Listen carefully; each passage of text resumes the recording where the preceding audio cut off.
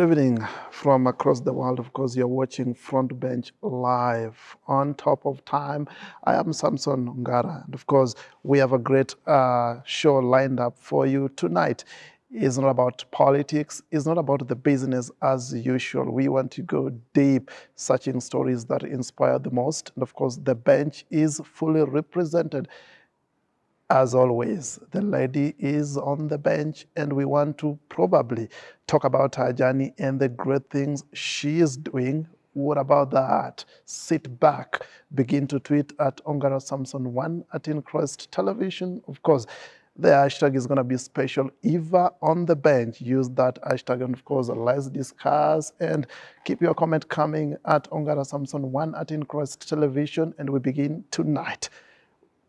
I just want us to pick this conversation really quick because of time. And of course, I'll give you less than a minute just to say your name, and then we want to pick this. There are people waiting to know who is Eva actually and what has she done. Mm-hmm. Welcome to the bench. Thank you. Mm-hmm. My name is Eva Ntinyari. I am an entrepreneur. I am into a couple of things, anything that brings me money. So I did graphic design. I can design for money. I can do your business cards, Mr. Sam. I can also sell anything to you. So I'm also into sales. Yes. Thank you so much, and that is really interesting. And when you say you do anything, you can do anything for money, that was really, really, really a good thing. Of course. Now, the last time, not even the last time, but I think the first time we met, there was this aspect of, I think the projects that we were doing was kind of related to what you are talking about. And I think things have changed, and there are so many things that have changed along the way. But that aside, I want us to talk about you as, as a young lady and as a woman. What is your vision, or what is your mission actually? Mm-hmm. Yeah. My mission as a woman is to live in a world and, of course, work towards that. I want to live in a world where none of us as women or even men are limited by our resources to get to where we want. Of course, we have our goals, we have our desires. There's a picture in mind we have of who we want to be. So there is a lot of limit when it comes to your environment, what you think you can accomplish according to what people have told you. Sometimes we don't focus on the greatness that we have in our minds. We are controlled by the external influence. So I want to make that voice in the head louder. I want to help people do that. That is my mission. And now, of course, with time, we are going to have most of our goals done or be made to reality. Yes, because we didn't fear, because I feel like fear is very, very huge and driving to making your goal a reality. Mm-hmm. Yes. You've been kind of vocal to empowering the so-called girl child into the aspect of realizing, their dreams and, a thing like that. And from the age that, I knew you and what has happened between then, it hasn't been a long time. And looking at that age, or the age bracket rather, someone would not, perceive or maybe think of you of doing such a great, thing. What is the drive? Mainly, I'd say it's from my family, because I know where I'm coming from and I know where I want to go.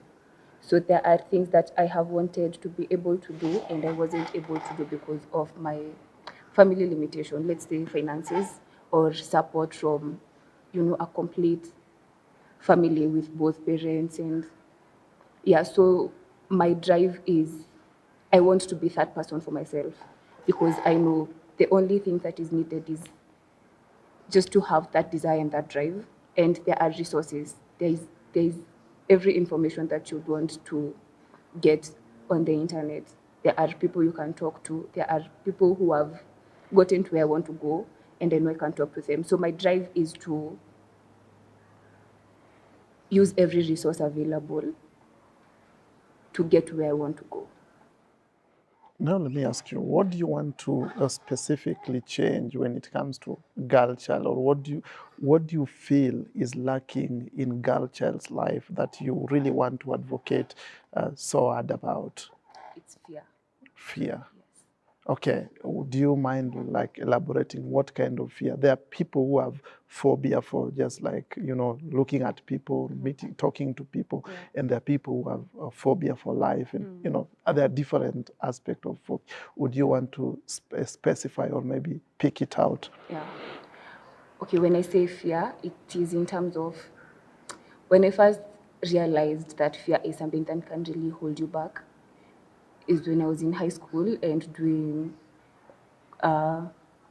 poems, choral verses and solo verses. And our trainer told us, even if you forget what you are saying, exactly what is on that paper, don't show the audience that you have forgotten. Sometimes they don't even follow through. They are just looking at you and your confidence. So you can just say anything. You can say watermelon as long as you have those syllables. There's how you're supposed to deliver it. So if you are confident in what you are doing, people are not going to block you or feel like you are wasting their time. So if you are confident, so your goal there is to deliver that poem and to come out of there with a good rating, and say you have exactly, because there are many metrics to it. It's not just cramming and just going forward with it. You can focus on what you are good at. So for example, if you have a goal to, let's say, start a business, you know what exactly you want to sell, you are good at it, you've had people tell you are good at it, maybe you cook well. So if you have had, like, let's say 10 people tell you your food is good, don't focus on the unavailability of money or market or resources. Focus on what people are telling you is good. So if you sell that to people, they won't even realize that you've not packaged this food as they would want it to be packaged. So, like, when I say fear, it's don't focus, because as human beings we are wired to be negative naturally. The thing that comes to your mind first is, maybe I'm not good enough, maybe there are people around me who are doing better. So if you just focus on that inner voice that is telling you are great, because you are great. As God's creation, you must be great because God breathed life into us and God is great. So you have greatness in you. So if you focus on that and feel like you can conquer, you will conquer. Mm-hmm. Yeah. Now, I want us to take this conversation to the next level and talk about now some of the things that, happened so quick, but you are trying to put them into, you talked about some things like metrics, but now you're putting them into lanes. But before we get to that kind of conversation, of course, you can join this particular conversation on all social media platforms. And of course, you can visit our YouTube channel at Increst Television. Of course, my Twitter handle is at Ongara Samson1. The hashtag I told you, use a special hashtag tonight, Eva on the bench. And we are talking, and things are just unfolding really good. I just want us to, pick this. When in the middle of your conversation, you mentioned about now, your background, how you came from, some of the things that you are doing is being castigated by the background that you came from. Mm-hmm. And one of the things that I know is that, you're also coming from that aspect of single parenting, something that right now is becoming, let me not even say it a big deal, it's becoming common. And back then it would be, a big issue. And also, for the people who came from that kind of an aspect, how do you balance, like now, you are living from the aspect of that, you don't have to think about, one of the parents. And what are some of the things that brought to you, and how did you, now have to cope and still want to do some of the things that you do? Yeah. I feel like in life we are presented with different situations, and it's upon us to decide how that is going to influence our lives. So a big part of how positively I approach life is, of course, I am a Christian. I love the Lord. He's my savior.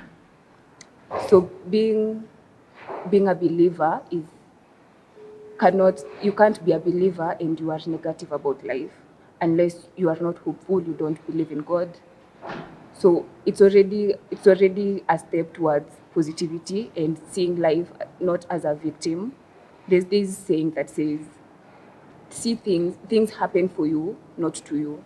Because if you start thinking about I my let's say my parents were not very financially upright and feel like that is a limit, I would not be able to dream big and feel like I can go places. But now, if I see it as a chance for me now to do what they were not able to do for me, I will see that as an opportunity for me to go hard for myself. So, coming from a family where only my mom was very supportive, she made it her goal and to see us thrive and get to a point where she would have wanted us to get, regardless of the fact that she did not have a very supportive husband or father to us. So what drives me in that sense, seeing my mother pay for our school fees, pay rent, clothe us, feed us alone, and not because we didn't have a father, but because he was not very supportive and he didn't have that drive to get us to where he would have wanted his children to get. I really don't know what his dream was as a father, but now seeing my mother go hard alone, it made me feel like there's no limit to this life. As long as you, in your mind, you have a drive and you know what you want, you can achieve anything. All your thoughts right then, and of course we want to further that discussion immediately after this short commercial break. We want to now look at now some of the aspects and how that transformed you to some of the things that is happening currently. And of course, don't forget, we're also coming back to talk about your book that you did years after I've started writing my book 5 years later. But of course, we are coming back with that particular discussion right here on the bench. Right now, it's about time to take a breather on the bench. We'll be back in a moment. Welcome back to the bench, and of course, it's kind of late conversation going down. It's Inspiration 101 tonight.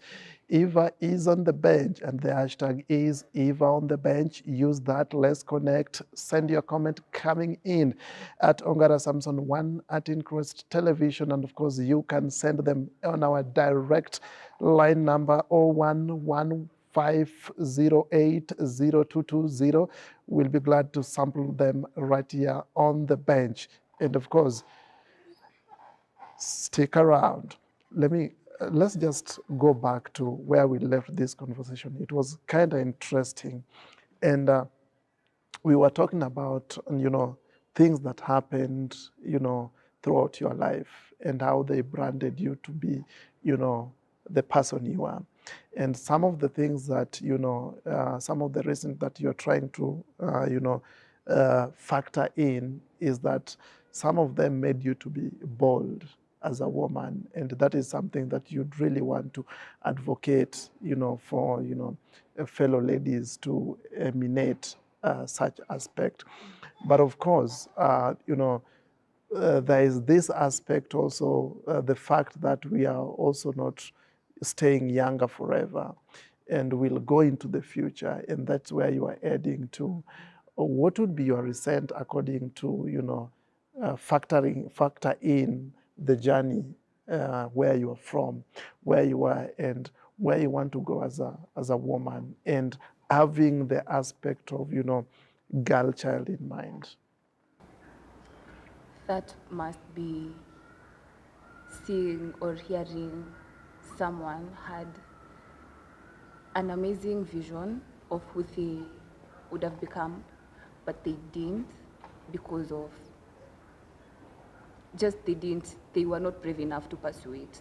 They were not brave enough to pursue they conceived their greatness in their minds, but they were not brave enough to just put it on paper.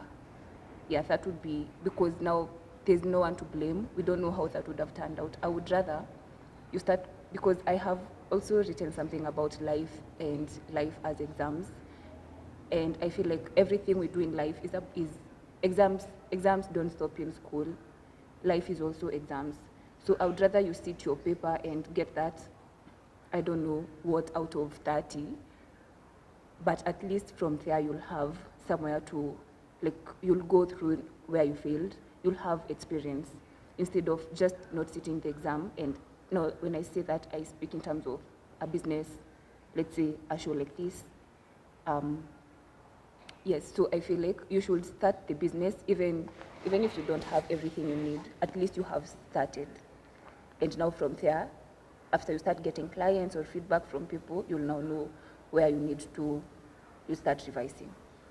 Yes, now my biggest resentment would be meeting people who have not chased their dreams, because we all have a purpose. Yes. Now, I have a very special interest just to know why you are trying to, from the factors that you are bringing in, and looking at now the journey that, you want to start. It's kind of geared towards, a kind of advocacy and just motivating, fellow ladies. Are you working alone, or you're working with a team, or it's something? How do you want to figure that out going into the future? I am just living my life. So I haven't exactly thought about, in future, I see myself talking to people. I see myself like going to schools and just having a talk with, I don't know, a crowd. But I haven't thought about whether it's going to be an agency thing or whatever, because I have learned to fly alone. So if in future those things come, it's okay. But now that is like bringing people into my dream, and I don't know, people are already maybe thinking about theirs. But when I get to that point, I will know the resources I will need to do that. We are about to get into your rights or into your publications.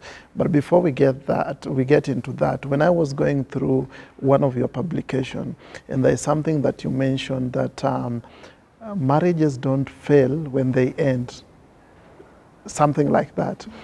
I would really want to, borrow your opinion, or what was the idea, or how do you envision that? Like, what does that really mean? Yeah. So that was entirely from my background. Speaking of the marriage that my mother led, I would say that she had been in a failed marriage, although they were still together.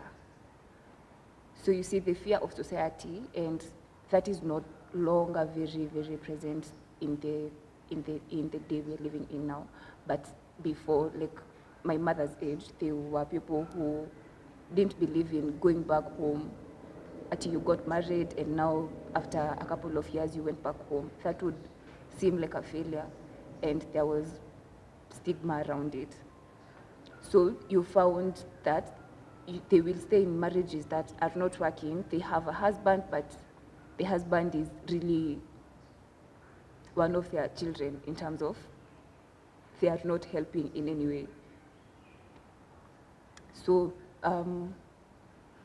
so you find that after now they have that father and that husband, and they have children with him, and as much as he's not supportive and he's not doing his responsibilities, they are not going to be bold enough and say, this is not what I want. I am not going to be in this marriage, because it's just a name, it's just a label. It's not really defining what really a marriage is. So that is what I mean by marriages don't fail after they end. You can still be in a failed marriage and have it for 27 years. And after you tell people about your story, they will tell you that that was a dead something. Yeah. Really good. That sounds a little bit deep, and of course, I want us now to jump into your publication. The first time I read your book, I thought like it was kind of love story, but now I had to go deep and just to read the publication again and again, and then I realized that you are speaking through a mirror that was a copycat of the past. And some of the things that you mentioned was just what we talked about, that marriages don't fail when after they end. Now, let's talk about now the book really quick. What inspired the book, and some of the things that you thought like you wanted to release. Yeah. So my inspiration of the book, first off, coming out to people and talking about yourself is a really bold step, and you have to be secure within who you are and not feel like it is an avenue for attack. So I felt like I had gotten to a point where I know who I am and I know my past does not define me. So, and I felt like I am leading a life that has been led by many. Around my friends, I know I have people who are in a family where there are both parents, but they can't call their father to say, I need this and this and this. Or they can't remember a time when they called their father when they knew their father sorted a bill at home. Yeah, so me coming out and talking about that, it was as a result of where I had gotten, first of seeing that even without that provision, I was still able to accomplish things that are basic in life. I went to school. I was schooled. My mother used to joke that none of us suffered kwa shiako. We all went to school even without. No, her point was, you don't have to resent your father. That is between me and him. What you needed in life, you were provided for. Yeah, so me talking about that, it's called Mapenzi Tight. It's about leading a life where you have both parents, and one of them, now the mother, is very present and very responsible, and you have the father who's not very responsible, but he's not dead. He does not go. He does not leave the family. He is constantly there, but he does not take up any responsibilities. And now how I end up calling it Mapenzi Tight is I compare that parenthood, my father as a parent, to the relationship I have with God as a father. So it's a different relationship in terms of he is present, he is very true according to my life and my experiences. I have experienced him in a very, very tangible way, and that is now the closeness we have. That is the Mapenzi Tight I talk about there. Yes, and how now it has brought me to see things, to feel like I am never alone. Even if I can't call my father to ask him to do this and this, I can always talk to God, and he has come through for me. Yes. Now, from what I know or what I understand, this is not the first and the last publication you've done. There's other publications that you are also working on. Do you want to talk about them? Maybe two? Yeah. Yeah. I already talked about one, about exams. Yeah. Yeah, I have written that about exams. I have also written about religion in terms of where people choose to put their faith on. So it's just faith. Let's say, being fearful or feeling like the world is against you is a decision. That's a choice you've made. So it's mostly about pushing people to the side of, why don't you feel like you could expect this to work? Why are you bringing yourself down? I mean, in this life there are very many things we can't control that don't go away. So it is upon you to be your own cheerleader, because if you don't, you are already helping life to fail you. Yeah, so it's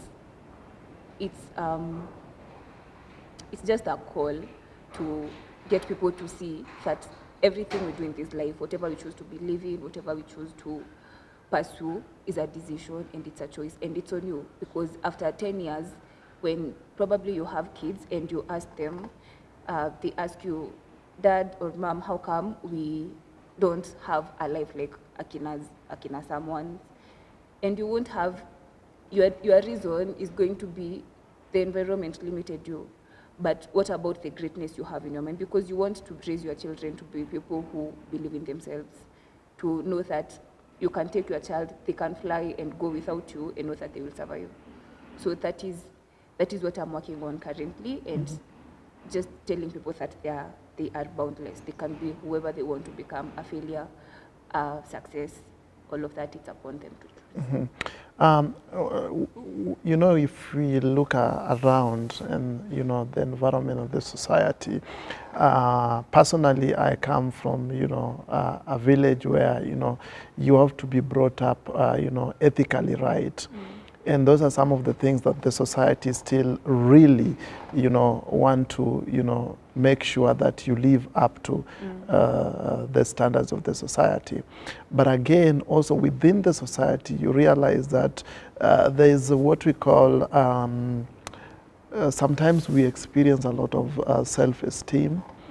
And just like you said, there is also fear. And sometimes we fear because we are bound to, you know, what the society will say about us. And sometimes we go through a lot and we don't talk about them. And sometimes there are people who don't talk about their problems, but they choose to express them, if it may be through writing, through stories, just like you. And what would you tell maybe young ladies out there or anybody who is going through, you know, such stuff? I would tell them to remember when they were kids, before they got out of school and they came into this world, and there was just rejection after rejection. You apply for a job, there's no response, or you are told we regret. You probably meet people, you have friends, and there's just something about you that does not click with them. Okay, what I'm trying to say is, after school, we were so confident. We were so confident in pursuing our dreams, in drawing something. You'd come up with something with a drawing, and you were so proud to show it to your father or your mother and say, Mom, look what I draw, or come see me play. You were so confident and ambitious about your goals before you started getting rejected by life. So I would say every time you raised a hand and said, in the class, and the teacher was asking something and you felt like you had the answer and it was right, you felt confident. Every time you did it, you felt confident. Every time you passed an exam, you felt confident more and more, and it piled up, and you are ready to sit that big exam. So in this life, you just have to keep reminding yourself that there's greatness in you. Because the moment you decide to listen otherwise, you'll always find it. So if you look for greatness in yourself, you'll find it. If you look for where you have failed, you will find it. But in this life, your purpose is to rise, and you owe it to yourself to rise. Yes, you can't be living your life feeling like you don't deserve it, or other people are more important than I am, because you won't find another parent, you won't find another mother or another father. You are a special, like, no one can conceive your greatness. It's only you who can pursue your purpose. Yeah, so it's upon you to decide that after I have lived, like, let's say 50 years, I was able to do this and this. Yeah, so decide. It's upon you to decide whatever legacy you want to live in this life, whether none, whether it's just a decision of that greatness. Thank you so much. And of course, that was really insightful, and I must confess, one thing that I know, one great achievement that I have to admit in this, you know, you started writing your book, I think 3 or 4 years later when I started. And that was, I started in 2019, and then you started years later. So the 2019, the dream is still going. A copy is not yet out. But I promise, I'm going to give you an autographed copy of Power of Positivity, so that you also stay positive. into your writings, of course, and that is coming soon, of course. It's such a pleasure seeing you on the bench, and of course, we'd want to have this conversation ever and ever again. And because of time, we have to wind up front bench right now. And of course, that is really, that's just an amazing story, and we'd really want to, do it over and over again, and just to stay positive. And of course, we are glad, to everyone watching Front Bench live on ICTV, we are glad you've kept us company all that time. And of course, keep your comment coming at Ongara Samson 1 at Increst Television. The hashtag I told you is special tonight. Eva on the bench, and we'll be sampling them as we go. And of course, because of time, this is where we wind up. Till next week, stay with the Front Bench, and of course, keep watching ICTV. Good night. God bless.